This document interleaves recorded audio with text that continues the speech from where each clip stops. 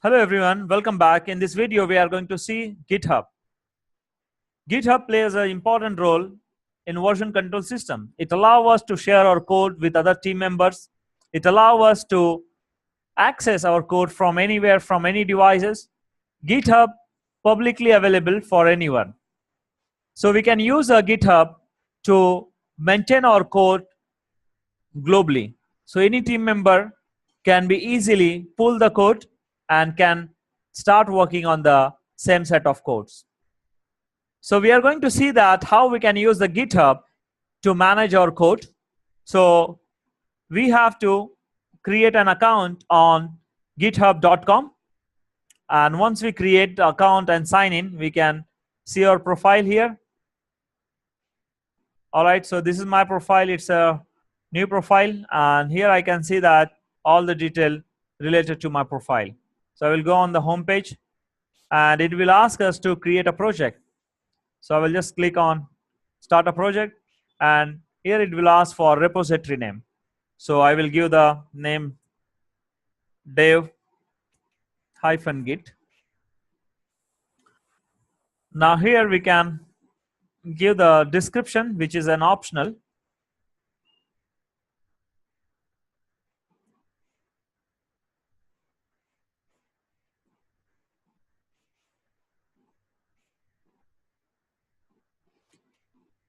All right, so here it will ask what type of repository it is. So it's very important to understand if you are contributing to everyone, so that will be public repository, so anyone can access and see the repository. So this is a contribution to your social people, those who are working in the same field. So maybe you are working on the Java project related to some AI, or you are working on the cloud project and you want to share your work with folks, those who are working in the same area. So we can choose the public. In public, it can be accessible to anyone, so no restrictions because it's a contribution. Another one is private. So if you are limited to your organization and it's very private for your organization, so those kind of code we can keep in the private. So at the same time, we have to pay the charges for the private repository we are creating. So we need to fill this whole detail for private repository. All right, and after that we have to say create a repository. So it will create a repository for us by the name dev-git. So at this time we are going to take a public repository and we'll say create repository.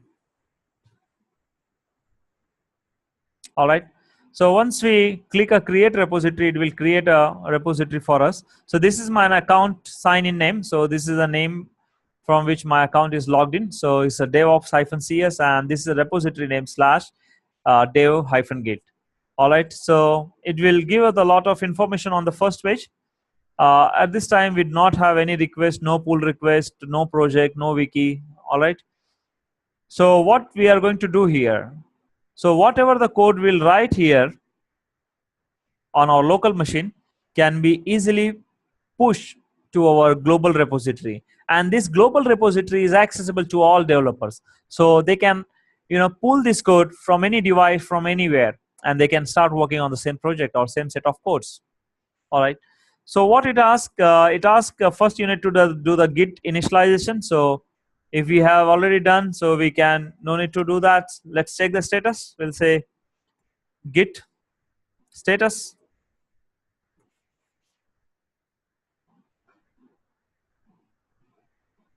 So it will give us the status. So it says untracked file. So at this time, git is initialized because git command is working. So no need to run the again git init because git is initialized. But we can see that there is a set of files which is showing in untracked.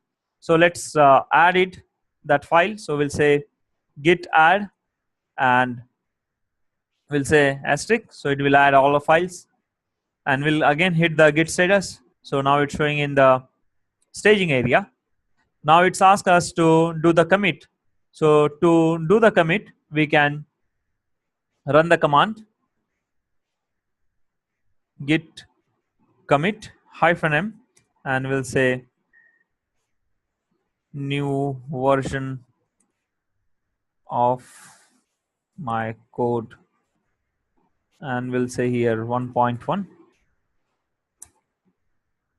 All right, so now it's committed. We'll again run the git status.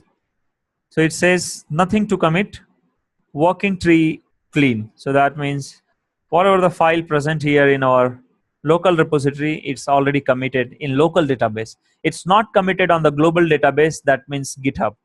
All right, so it's limited to our local repository. Now what to do to bring those set of codes on our global repository? So it's given the command we already committed in the local repository.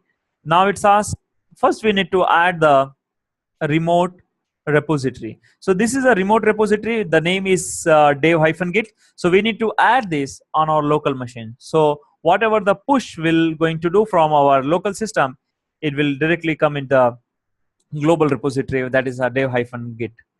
All right, so we'll say git remote add origin. So our origin is this link, and this link point to our this repository.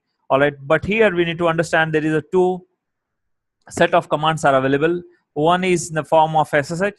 So it's highly recommended if you are working on the Linux boxes, and HTTPS we can do on the Windows system. So this screen is on the Windows system, so we'll use the HTTPS. That's fine. We'll copy this. What exactly it's pointing? It's pointing to our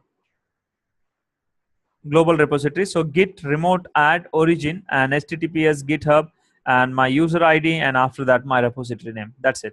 It's not very difficult. So we need to give the github.com, and after that username, and after that our repository name .git. That's it. And the command is git remote add origin and the complete URL or repository. That's it. Now we have added it. So now how we'll check that whether it's added successfully? So we need to run the git command with remote, git remote, and verbose v. Now it shows here this repository is added, and we can do the fetch, and also we can push. So both operation we can perform on this repository. That sounds good. Now what next? It asked us to push the code on our master. So by default, when we create a repository, it's create a branch with the name master. So whatever the push we are going to do, it will go in the master. All right, so we'll say git push -u origin master.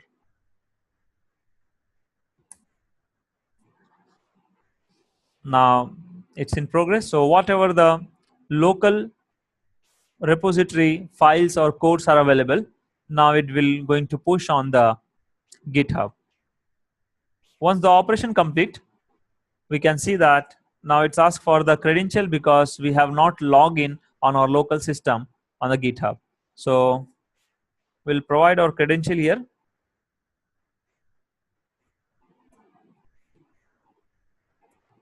So it's a username, and after that our password.